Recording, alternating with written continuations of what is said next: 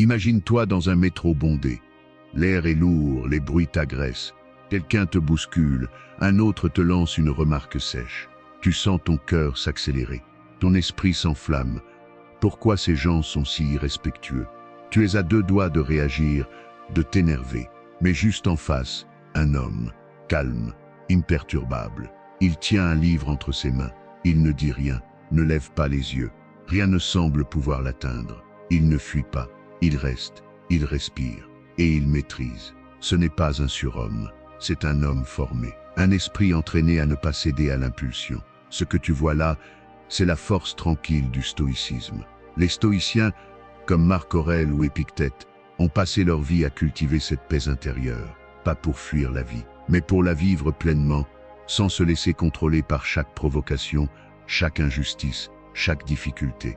Dans cette vidéo, tu vas apprendre 14 leçons de stoïcisme, pas des théories compliquées, non, des principes simples, concrets, que tu peux appliquer dès aujourd'hui pour garder ton calme, même quand tout s'effondre autour de toi. Si tu veux vraiment avancer, grandir, devenir plus fort mentalement, ces leçons vont te transformer. Parce que apprendre à agir comme si rien ne te dérangeait, ce n'est pas de l'indifférence, c'est de la puissance. Commente « Je suis stoïcien » ou stoïcienne si tu veux devenir plus fort que tes émotions. Abonne-toi maintenant, active la cloche pour ne rien rater et partage cette vidéo avec quelqu'un qui vit trop dans la réaction et a besoin de retrouver la paix intérieure. Ensemble, cultivons la maîtrise de soi et avançons avec calme, force et sagesse. Le chemin commence ici. Tu ne contrôles que ta réaction, jamais les événements.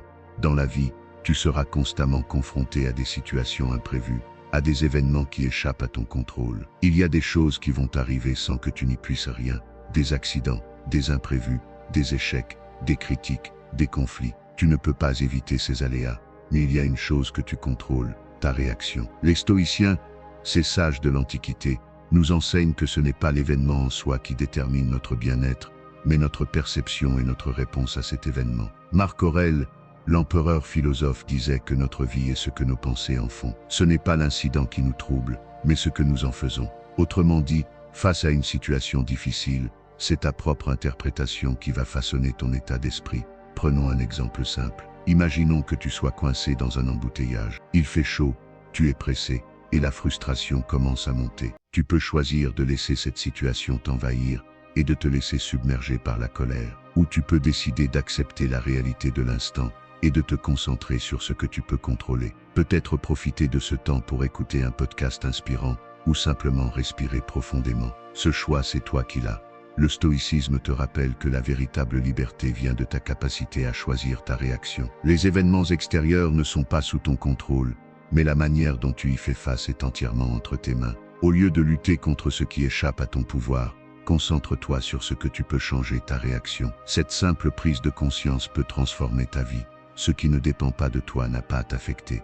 Dans un monde où les distractions et les influences extérieures sont omniprésentes, il est facile de se laisser emporter par ce qui échappe à notre contrôle. Les événements extérieurs, les actions des autres, les opinions, les critiques, tout cela peut nous perturber, nous frustrer, nous faire douter de nous-mêmes. Mais selon la philosophie stoïcienne, la clé du bien-être réside dans la capacité à discerner ce qui dépend de nous et ce qui ne dépend pas de nous. Les stoïciens, et particulièrement Épictète, nous enseignent que la seule chose sur laquelle nous avons un contrôle absolu, c'est notre propre esprit, nos pensées et nos réactions. Tout le reste, les événements extérieurs, les comportements des autres, la météo, la circulation, même le passé, échappent à notre pouvoir. Si nous laissons ces éléments nous affecter, nous remettons notre paix intérieure entre les mains de forces sur lesquelles nous n'avons qu'aucré.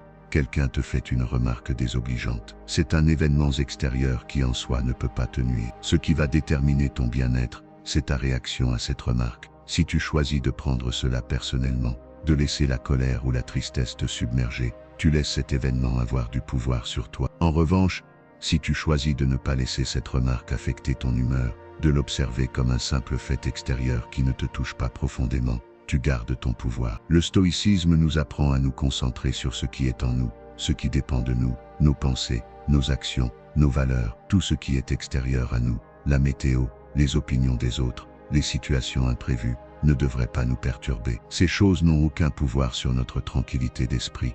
Accepter ce principe, c'est s'offrir la liberté intérieure, Lorsque tu comprends que ce qui ne dépend pas de toi n'a pas à t'affecter, tu prends une distance salutaire vis-à-vis des événements et des personnes qui tentent de troubler ta paix intérieure. Tu deviens plus serein, plus résilient face aux aléas de la vie. Au fond, ce que les stoïciens veulent nous enseigner, c'est que notre bonheur ne devrait jamais dépendre des circonstances extérieures, car ces dernières sont souvent imprévisibles et hors de notre contrôle. Au contraire, il doit être basé sur notre capacité à maîtriser notre esprit et à choisir comment réagir face à ce qui se passe autour de nous.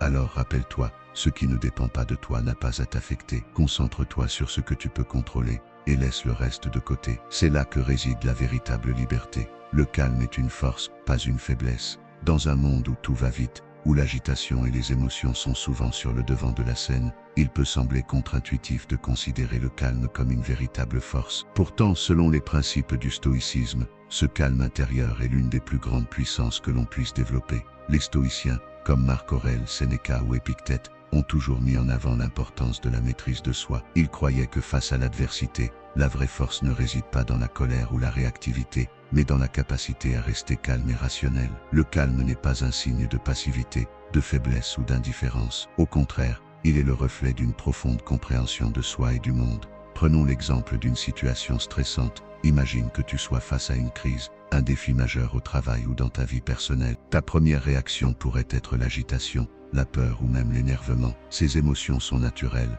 mais elles ne mènent souvent qu'à des décisions impulsives ou irrationnelles. Le calme, en revanche, te permet de prendre du recul, de réfléchir posément et d'agir de manière réfléchie et efficace. Le calme est aussi une forme de pouvoir psychologique. Lorsque tu maîtrises tes émotions, tu deviens imperméable aux attaques extérieures et aux circonstances qui échappent à ton contrôle. Tu restes concentré sur ce que tu peux réellement influencer et tu prends des décisions avec clarté et discernement. En ce sens, le calme est un acte de force mentale. Dans la vie quotidienne, les personnes qui réussissent à rester calmes face aux défis sont souvent celles qui inspirent le respect et la confiance. Leur tranquillité devient une arme, un atout précieux dans un monde où l'énervement et la panique sont des réactions fréquentes. Le calme ne signifie pas être froid ou indifférent, il s'agit plutôt de rester fidèle à soi-même, de ne pas se laisser emporter par les vagues émotionnelles et de garder le contrôle sur ses réactions. Comme le disait Sénèque, la tranquillité est la vraie force du sage.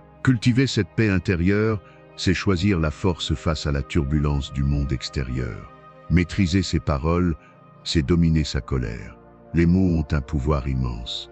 Ils peuvent guérir, inspirer, mais aussi détruire et blesser. Et dans des moments de colère ou de frustration, il est très facile de laisser nos paroles jaillir sans réfléchir, alimentant ainsi l'intensité de notre émotion et exacerbant le conflit. Cependant, selon la sagesse stoïcienne, maîtriser ce que l'on dit, surtout dans des moments de tension, est l'un des moyens les plus puissants pour garder le contrôle sur soi-même et dominer ses émotions, notamment la colère. La colère est une émotion naturelle, humaine, mais elle peut rapidement devenir destructrice si elle n'est pas maîtrisée. Sénèque, dans ses lettres à Lucilius, explique que la colère est comme un feu qui, si elle est laissée sans contrôle, finit par détruire tout sur son passage. Cependant, il ajoute qu'une fois que l'on prend le temps de respirer et de réfléchir avant de parler, on a déjà fait un grand pas pour apaiser cette émotion. Maîtriser ses paroles, c'est donc d'abord prendre un instant pour réfléchir avant de réagir.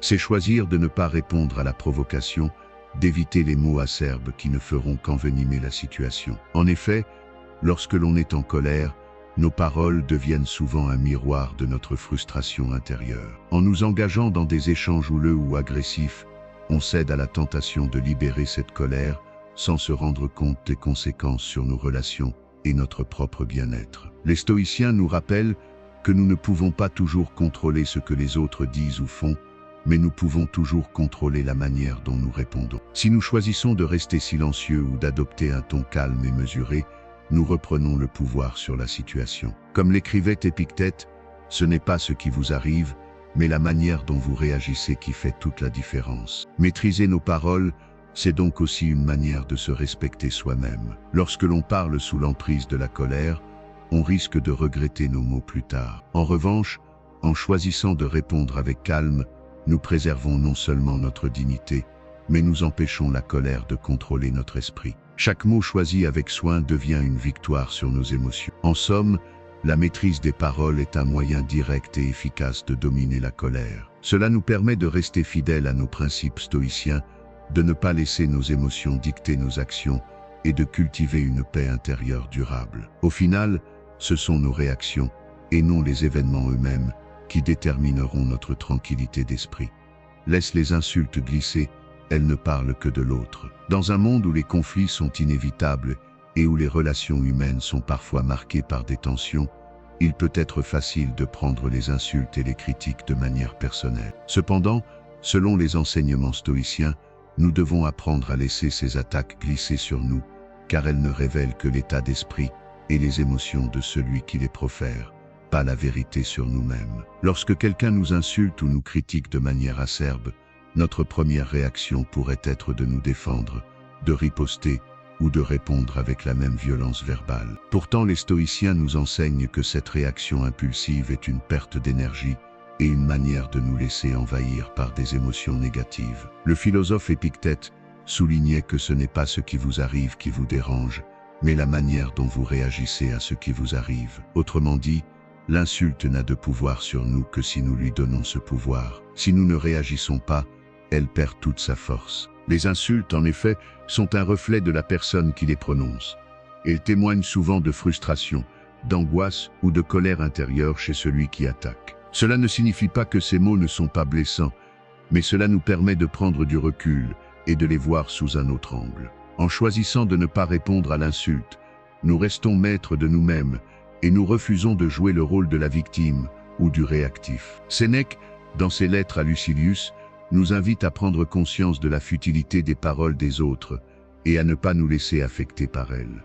Il écrit que les injures ne peuvent atteindre celui qui ne leur donne pas de prise. En d'autres termes, nous avons le pouvoir de décider ce que nous laissons entrer dans notre esprit et ce que nous choisissons d'ignorer. En laissant glisser les insultes, nous préservons notre tranquillité d'esprit et ne laissons pas l'autre diriger nos émotions. Cela ne signifie pas que nous devons accepter passivement tout ce qui se dit à notre sujet. Au contraire, cela nous invite à cultiver une forme de discernement, à ne pas réagir immédiatement, mais à choisir consciemment notre réponse. Si nous devons répondre, cela doit être fait avec calme, sagesse et respect, plutôt que de se laisser emporter par la colère ou l'indignation. L'art de laisser les insultes glisser est donc une pratique stoïcienne qui nous permet de nous détacher des jugements extérieurs et de rester ancrés dans notre propre vérité. Cela nous aide à conserver notre paix intérieure et à ne pas permettre aux autres de perturber notre bien-être. En apprenant à ignorer les attaques verbales, nous nous libérons de l'emprise des émotions négatives et cultivons une plus grande sagesse et résilience. En fin de compte, les insultes ne nous définissent pas. Elles parlent bien plus de celui qui les prononce que de nous. En choisissant de les laisser glisser, nous choisissons la liberté, la paix intérieure et la maîtrise de soi. C'est ainsi que l'on applique pleinement les principes stoïciens dans notre vie quotidienne.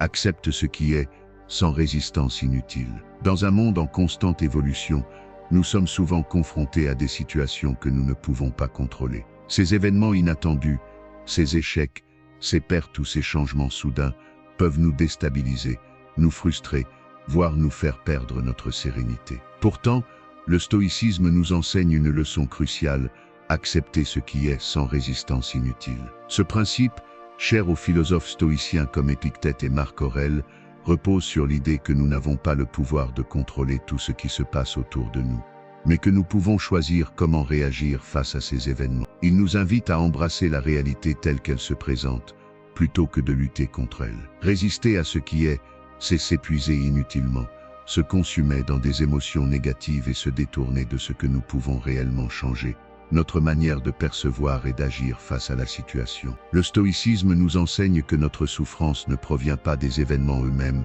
mais de la manière dont nous les interprétons. Sénèque le disait clairement, ce n'est pas ce qui nous arrive qui nous trouble, mais ce que nous en pensons. Lorsque nous résistons à une situation, nous luttons contre la réalité. Mais cette lutte est vaine, car elle nous empêche d'agir de manière efficace et calme. Plus nous résistons à ce qui est, plus nous nourrissons des pensées négatives qui au final ne changent rien à ce qui s'est produit.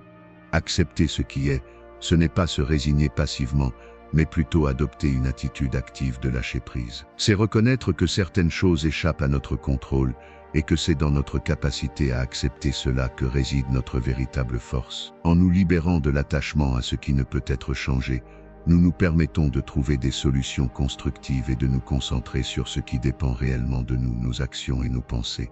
Prenons l'exemple d'un échec. Lorsqu'un projet ne se passe pas comme prévu, ou lorsque nos attentes sont déçues, nous pouvons être tentés de ressasser ce qui aurait pu être fait différemment, de nous accrocher à nos regrets.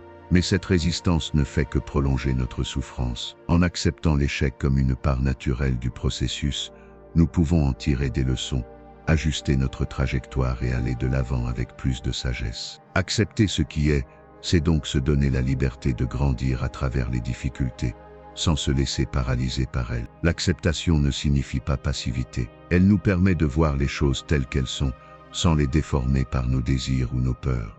Elle nous permet de cultiver la paix intérieure en lâchant prise sur ce qui échappe à notre contrôle. C'est une invitation à vivre pleinement l'instant présent, à arrêter de gaspiller notre énergie à lutter contre l'inévitable et à investir cette énergie dans des actions qui nous permettent de répondre avec sagesse et calme aux défis de la vie. L'une des clés de ce principe stoïcien réside dans la distinction entre ce qui dépend de nous et ce qui ne dépend pas de nous. En nous concentrant uniquement sur ce que nous pouvons changer, nous cessons de perdre du temps et de l'énergie à nous battre contre les éléments extérieurs. Nous faisons ainsi le choix de l'action éclairée, plutôt que de l'angoisse et de la frustration.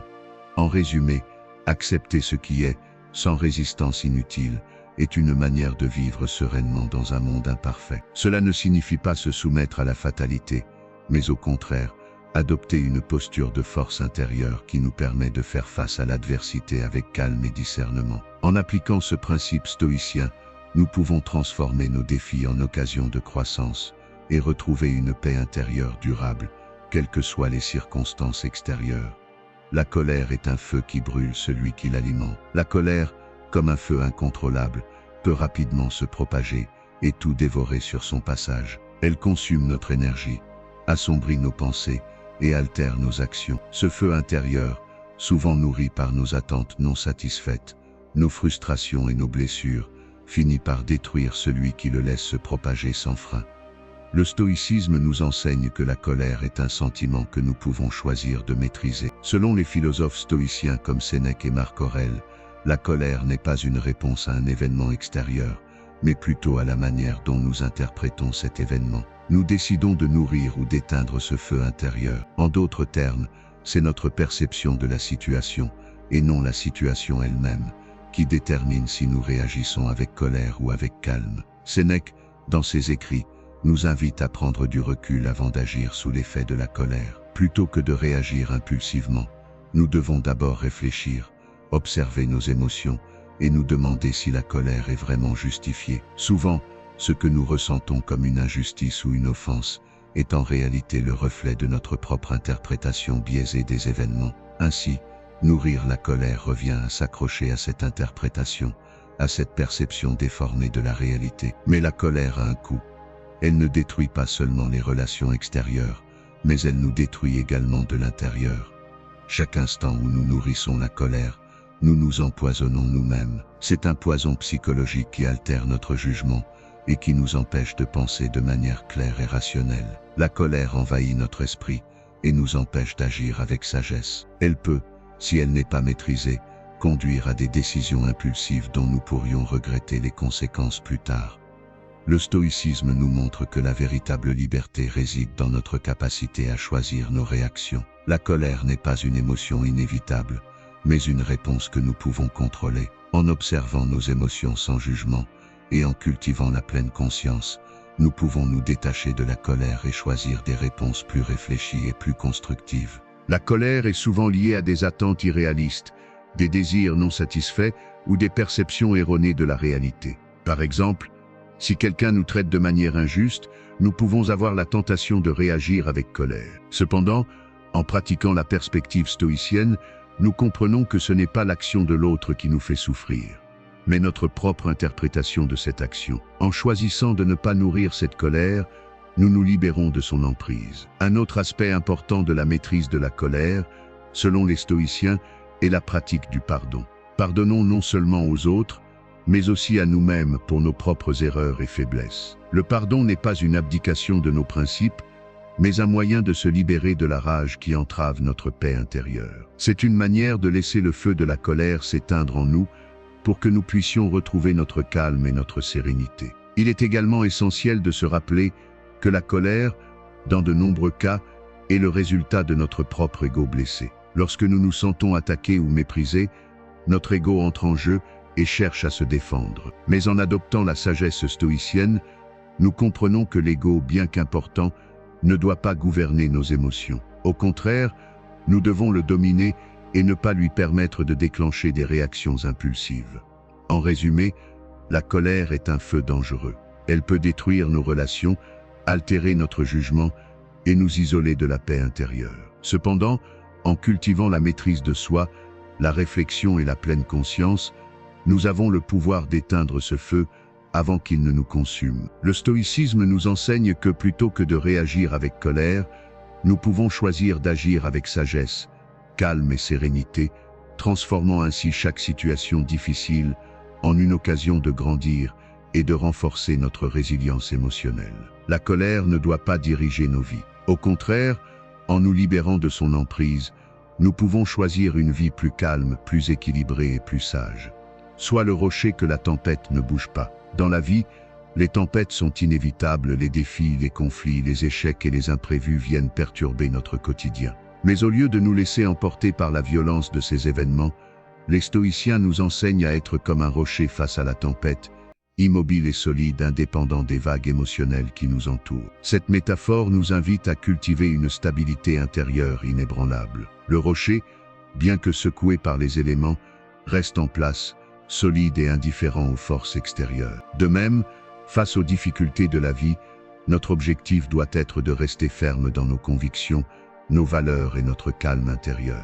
Nous ne pouvons pas contrôler les événements extérieurs, mais nous avons le pouvoir de choisir notre réponse. Marc Aurèle, l'un des plus grands philosophes stoïciens, écrivait souvent que la tranquillité d'esprit ne vient pas de l'absence de turbulence, mais de notre capacité à accepter ce qui se passe sans y réagir de manière excessive. Plutôt que de succomber à la colère, à la frustration ou à la peur, le stoïcisme nous enseigne à observer nos émotions sans nous laisser gouverner par elles. Être comme un rocher face à la tempête, c'est aussi un acte de sagesse.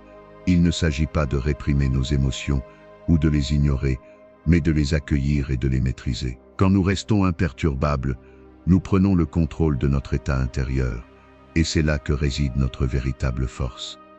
Chaque tempête, chaque difficulté devient ainsi une opportunité de renforcer notre résilience et d'approfondir notre pratique stoïcienne. Plus nous résistons aux tempêtes sans perdre notre calme, plus nous devenons solides, comme un rocher face à l'océan. Anticipe les contrariétés, préméditatio malorum. La vie est un enchevêtrement de haut et de bas, de moments de calme et de tempête. Si nous attendons passivement que les difficultés surgissent, nous risquons d'être pris au dépourvu, d'être submergés par nos émotions et de perdre notre calme. Mais si nous apprenons à anticiper les contrariétés, à nous préparer mentalement à ce qui pourrait mal tourner, nous pouvons non seulement mieux gérer les situations stressantes, mais aussi les aborder avec sérénité. Le concept de la préméditation des malheurs, préméditatio malorum, est l'une des pratiques les plus puissantes enseignées par les stoïciens.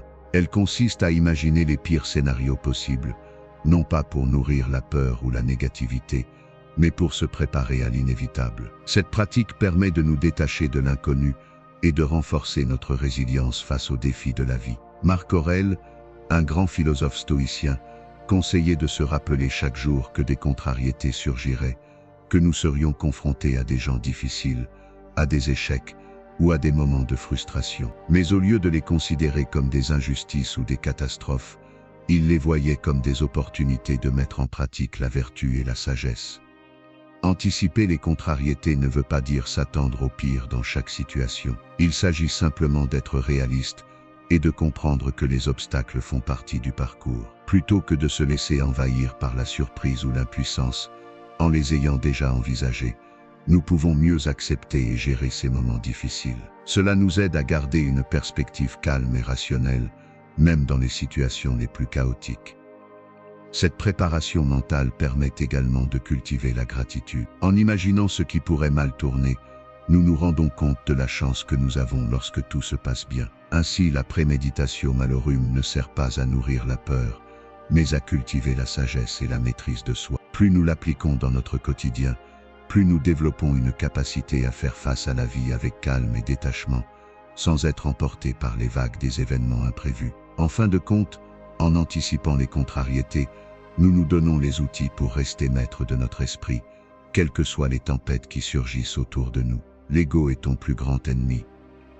L'ego, cette partie de nous qui cherche constamment à se valider, à se comparer, à se mettre en avant, est souvent perçu comme une force motrice de notre vie. Il nous pousse à chercher la reconnaissance, à accumuler des biens ou à gravir des échelons sociaux. Mais paradoxalement, cet ego est également notre plus grand ennemi. Il est la source de nombreuses souffrances et des conflits intérieurs. Dans le stoïcisme, cet ego est vu comme un obstacle majeur à la paix intérieure et à la véritable liberté. Pourquoi l'ego est-il l'ennemi numéro 1? Parce qu'il nous rend dépendants de l'extérieur.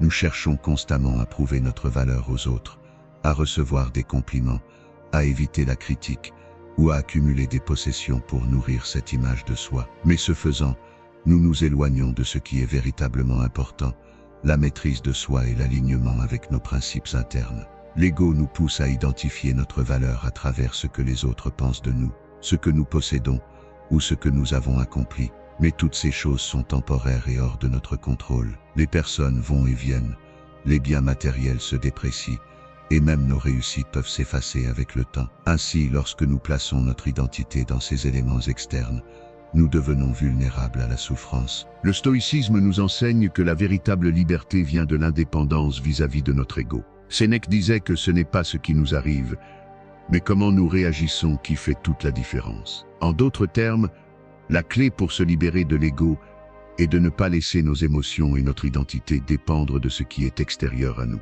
En abandonnant l'ego, nous retrouvons une paix intérieure durable. La personne qui vit sans ego ne cherche plus la validation des autres ni la reconnaissance extérieure. Elle agit selon ses principes, indépendamment des récompenses ou des critiques. Elle comprend que la véritable valeur se trouve dans sa capacité à être fidèle à soi-même, à se maîtriser et à répondre avec sagesse, plutôt que de céder à ses impulsions égoïstes. En fin de compte, l'ego nous empêche d'atteindre notre potentiel le plus élevé. Il est cette voix intérieure qui nous pousse à réagir de manière impulsive, à chercher l'approbation ou à éviter le regard des autres. Mais dès que nous prenons conscience de cette influence, nous pouvons choisir d'aller au-delà, de nous détacher de cette fausse image que l'ego nous impose et de trouver la vraie liberté, celle qui vient de l'intérieur, de la maîtrise de soi et de l'alignement avec nos principes les plus profonds. La vraie liberté, c'est l'indifférence au jugement. Nous vivons dans un monde où les jugements des autres occupent une place centrale dans nos vies, que ce soit par le regard des autres, les attentes sociales ou la critique constante. Il semble que notre valeur soit souvent mesurée par l'opinion d'autrui. Mais cette dépendance au regard extérieur nous empêche de vivre en harmonie avec nous-mêmes. La véritable liberté, selon les principes du stoïcisme, réside dans l'indifférence aux jugements extérieurs. Le stoïcisme nous enseigne que la seule chose que nous pouvons véritablement contrôler est notre propre réaction aux événements. Les jugements des autres, qu'ils soient positifs ou négatifs, sont hors de notre contrôle. Si nous laissons ces jugements dicter notre comportement ou notre bien-être, nous devenons esclaves des opinions externes. Et c'est là que la liberté se perd. La liberté véritable, c'est être capable de vivre pleinement en accord avec nos valeurs et nos principes, indépendamment de ce que les autres pensent de nous. Cela ne signifie pas ignorer les critiques constructives ou les retours sincères qui peuvent nous aider à grandir, mais plutôt ne pas laisser les jugements, souvent basés sur des perceptions superficielles, affecter notre tranquillité d'esprit. Les stoïciens, tels que Marc Aurèle et Sénèque, nous rappellent constamment que la seule chose qui importe est notre propre vertu et notre capacité à agir selon nos principes, quelles que soient les opinions des autres. Marc Aurèle, dans ses Pensées pour moi-même, écrit « Ne sois pas perturbé par ce que l'on dit de toi, car ce n'est pas toi qui fais ce que les autres disent. » Cela nous invite à faire abstraction des jugements extérieurs et à vivre selon notre propre code moral. L'indifférence au jugement ne signifie pas que nous devenons insensibles aux autres ou que nous abandonnons toute forme de relation humaine. Au contraire, elle nous libère des attentes irréalistes et des influences extérieures, nous permettant ainsi de nous concentrer sur ce qui est réellement important, notre propre croissance intérieure et notre capacité à vivre de manière authentique. Cette indépendance vis-à-vis du jugement des autres est un puissant vecteur de liberté. Elle nous permet de prendre des décisions basées sur notre propre discernement, sans la peur constante du jugement. Elle nous offre la possibilité de rester serein dans les moments de critique ou d'admiration, car nous savons que ces réactions ne définissent pas qui nous sommes. En fin de compte, la vraie liberté, c'est de se détacher du besoin constant d'être approuvé par les autres. Elle réside dans notre capacité à agir avec intégrité, à être fidèle à nous-mêmes et à ne pas être perturbé par les jugements extérieurs. Lorsque nous atteignons cet état d'indifférence au jugement, nous trouvons une paix intérieure durable, car nous ne sommes plus esclaves des opinions des autres. Nous sommes libres d'être nous-mêmes, pleinement et sans condition. Répète chaque jour, cela aussi je peux le supporter. La vie est pleine de défis, d'adversités et d'imprévus. Parfois on se retrouve face à des situations qui semblent insurmontables. Que ce soit un échec, une perte, une déception ou une difficulté personnelle, ces moments peuvent nous faire douter de notre capacité à tenir le coup. Pourtant, la clé réside dans notre attitude face à ces obstacles. Les stoïciens nous enseignent que nous ne contrôlons pas les événements qui se produisent dans notre vie, mais nous contrôlons notre réaction à ceux-ci. C'est une idée fondamentale du stoïcisme, incarnée par des figures comme Sénèque, Épictète et Marc Aurèle. En répétant chaque jour, cela aussi, je peux le supporter, nous cultivons une résilience intérieure qui nous aide à affronter les épreuves avec calme et détermination. Ce mantra, simple mais puissant, est un moyen de nous rappeler que rien n'est insurmontable si nous choisissons de l'accepter avec sérénité. Quand les moments difficiles arrivent, au lieu de résister ou de nous laisser submerger par la peur ou l'angoisse, nous pouvons nous rappeler cette phrase. Elle nous rappelle que la souffrance, bien que présente, n'est pas permanente, et qu'en nous concentrant sur notre capacité à y faire face, nous pouvons en sortir plus forts. Répéter cette phrase chaque jour crée une mentalité de préparation face à l'inévitable. Les difficultés font partie de la vie, elles sont inévitables, mais nous pouvons choisir de les voir comme des occasions de grandir plutôt que comme des obstacles insurmontables. En cultivant cette résilience, nous nous permettons de rester maîtres de nos émotions et de notre bien-être, quel que soit le chaos extérieur.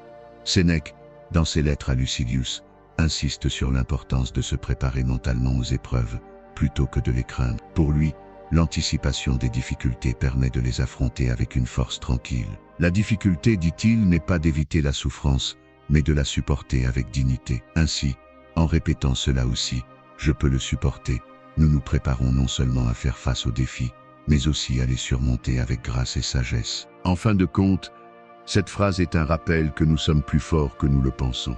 Peu importe ce qui survient, nous avons la capacité de faire face, d'endurer et de trouver la paix intérieure. Par cette pratique quotidienne, nous devenons plus résilients, plus sereins et plus capables de traverser les épreuves de la vie avec une force stoïque. Répète chaque jour, cela aussi je peux le supporter. Ces mots sont un rappel puissant que quoi qu'il arrive, tu as en toi la force de surmonter les épreuves. Le stoïcisme nous enseigne que la résilience est une compétence qui se cultive. Peu importe les difficultés, rappelle-toi que tu as le pouvoir de choisir ta réponse. Face aux tempêtes de la vie, garde cette phrase en tête et laisse-la t'ancrer dans la sérénité.